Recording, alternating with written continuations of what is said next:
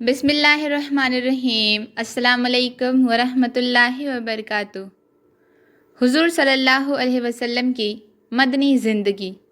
مدینہ کی راہ میں دوشنبہ کی رات ربیع الاول سن 1 ہجری کی چاند رات رہنما عبداللہ بن اریقط لیثی وعدے کے مطابق دونوں سواریاں لے کر جبل سور کے دامن میں آیا اور رسول اللہ صلی اللہ علیہ وسلم اور حضرت ابو بکر رضی اللہ عنہ نے کوچ فرمایا۔ ان کے ساتھ عامر بن فہیرہ بھی تھے۔ رہنما پہلے جنوب کی جانب یمن کے رخ پر دور تک چلا، پھر پچھم کی طرف مڑا اور ساحل سمندر کا رخ کیا۔ ساحل کے قریب پہنچ کر شمال کی طرف مڑ گیا اور ایک ایسے راستے پر چلا جس پر ساز و نادر ہی کوئی چلتا تھا۔ اس رات بھر اور پھر آدھے دن تک مسلسل سفر جاری رہا۔ جب راستہ خالی ہو گیا تو نبی کریم صلی اللہ علیہ وسلم نے ایک چٹان کے سائے میں استراحت فرمائی اور حضرت ابو بکر رضی اللہ عنہ نے گرد و پیش کا جائزہ لیا۔ اس دوران ایک چرواہا آیا اور حضرت ابو بکر رضی اللہ عنہ نے اس سے دودھ دوہا۔ اور جب نبی کریم صلی اللہ علیہ وسلم بیدار ہوئے تو آپ صلی اللہ علیہ وسلم کو اتنا دودھ پلایا کہ جی خوش ہو گیا۔ پھر وہاں سے آگے چل پڑے۔ غالباً دوسرے دن ام معبد کے خیمے سے گزر ہوا۔ یہ قدید کے اطراف میں مسلل کے پاس ہوا کرتی تھی۔ مسلل مکہ سے 130 کلومیٹر دور ہے۔ آپ صلی اللہ علیہ وسلم نے پوچھا کہ اس کے پاس کچھ ہے؟ اس نے میزبانی سے معذرت کی اور بتلایا کہ بکریاں دور دراز گئی ہوئی ہیں۔ ادھر خیمے کے ایک گوشے میں ایک بکری تھی جسے کمزوری نے ریوڑ سے پیچھے چھوڑ رکھا تھا اور اس میں دودھ کا ایک قطرہ بھی نہ تھا۔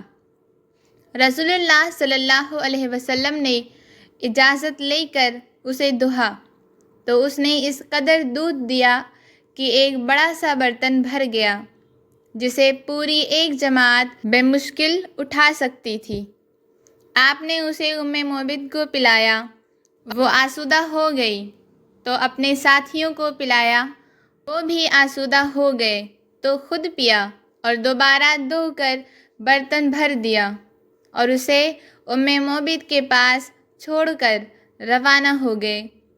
اس کا شوہر آیا تو دودھ دیکھ کر اسے تعجب ہوا۔ دریافت کیا تو ام معبد نے پوری بات بتلائی اور نبی صلی اللہ علیہ وسلم کا سراپا سر سے پاؤں تک اور گفتگو سے اطوار تک نہایت باریکی سے بیان کیا۔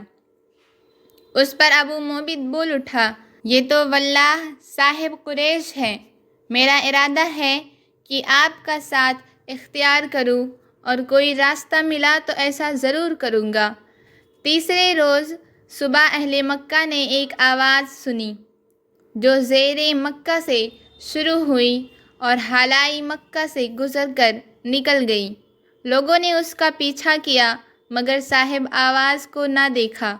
وہ کہہ رہا تھا، اللہ جو لوگوں کا پروردگار ہے ان دو رفعتوں کو بہترین جزا دے جو ام معبد کے خیمے میں نازل ہوئے۔ وہ دونوں خیر کے ساتھ اترے اور خیر ہی کے ساتھ روانہ ہوئے، اور جو محمد صلی اللہ علیہ وسلم کا رفیق ہوا وہ کامیاب ہوا۔ ہائے کسا، اللہ نے اس کے ساتھ کتنے بے نظیر کارنامے اور سرداریاں سمیٹ دیں۔ بنو کعب کو ان کی خاتون کی قیام گاہ اور مومنین کی نگہداشت کا پڑاؤ مبارک ہو۔ تم اپنی خاتون سے اس کی بکری اور برتن کے متعلق پوچھو، تم اگر خود بکری سے پوچھو گے تو وہ بھی شہادت دے گی۔ پھر آپ قدید سے آگے بڑھے تو سراقہ بن مالک بن جاسم مدلجی نے قریش کے اعلان کردہ انعام کے لالچ میں اپنے گھوڑے پر بیٹھ کر آپ صلی اللہ علیہ وسلم کا پیچھا کیا۔ جب قریب پہنچا تو گھوڑا پھنس گیا اور سراقہ نیچے آ رہا۔ اس نے اٹھ کر فالگیری کے تیر دیکھے کہ نقصان پہنچ سکتا ہے یا نہیں۔ تیر وہ نکلا جو ناپسند تھا، لیکن فال بد کی پرواہ کیے بغیر وہ سوار ہو کر اور آگے بڑھا۔ جب اس قدر قریب پہنچ گیا کہ آپ صلی اللہ علیہ وسلم کی قرات سننے لگا تو آپ التفات نہیں فرماتے تھے، جبکہ حضرت ابو بکر رضی اللہ عنہ بار بار مڑ کر دیکھ رہے تھے تو اس کے گھوڑے کے اگلے دونوں پاؤں زمین میں دھس گئے، یہاں تک کہ گھٹنوں تک جا پہنچے اور وہ گھوڑے سے گر گیا۔ پھر سراقہ کی ڈانٹ پر گھوڑا اٹھنے لگا تو بے مشکل اپنے دونوں پاؤں نکال سکا، اور جب وہ سیدھا کھڑا ہوا تو اس کے پاؤں کے نشان سے آسمان کی طرف دھوئیں جیسا غبار اڑ رہا تھا۔ سراقہ نے پھر فال گیری کے تیر نکالے تو پھر وہی نکلا جو ناپسند تھا۔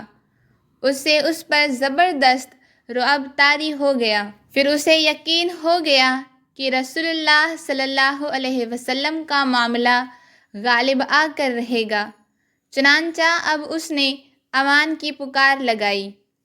وہ لوگ ٹھہر گئے اور یہ ان کے پاس پہنچا اور بتلایا کہ قریش نے کیا طے کیا ہے اور خود یہ کس ارادے سے چلا تھا۔ پھر زاد و متاع پیش کیا، لیکن نبی صلی اللہ علیہ وسلم نے کچھ نہ لیا، البتہ اس سے اس خواہش کا اظہار کیا کہ آپ کی بات لوگوں سے چھپائے رکھے۔ سراقہ نے پروان امن لکھوایا۔ آپ نے عامر بن فہیرہ کو حکم دیا اور انہوں نے ایک چمڑے پر لکھ دیا۔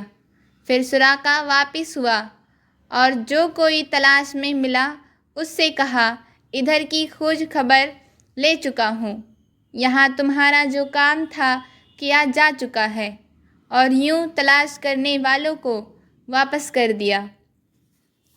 راستے میں بحیرہ بن حصیب سلمی سے ملاقات ہوئی۔ ان کے ساتھ ان کی قوم کے 70 یا 80 گھرانے تھے۔ یہ سب مسلمان ہو گئے اور نبی صلی اللہ علیہ وسلم کے پیچھے عشاء کی نماز پڑھی۔ بریدہ غزوہ احد کے بعد مدینہ آ گئے۔ مقام عرض میں آپ کا گزر ابو تمیم اوس بن حجرہ سلمی کے پاس ہوا۔ اس وقت بعض اونٹوں کے تھکنے کی وجہ سے آپ صلی اللہ علیہ وسلم اور حضرت ابو بکر رضی اللہ عنہ ایک ہی اونٹ پر تھے۔ اوس نے اپنا ایک اونٹ دیا اور اپنے غلام مسعود بن حنیدہ کو ساتھ کر دیا، جو مدینہ تک آپ صلی اللہ علیہ وسلم کا ہمرکاب رہا۔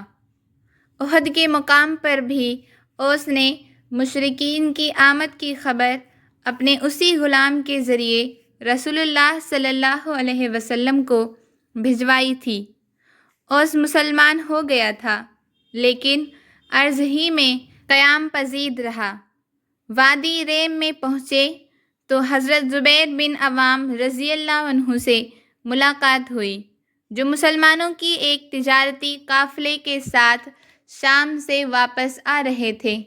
انہوں نے رسول اللہ صلی اللہ علیہ وسلم اور حضرت ابو بکر رضی اللہ عنہ کو سفید پارچہ جات پیش کیے۔ السلام علیکم ورحمۃ اللہ وبرکاتہ۔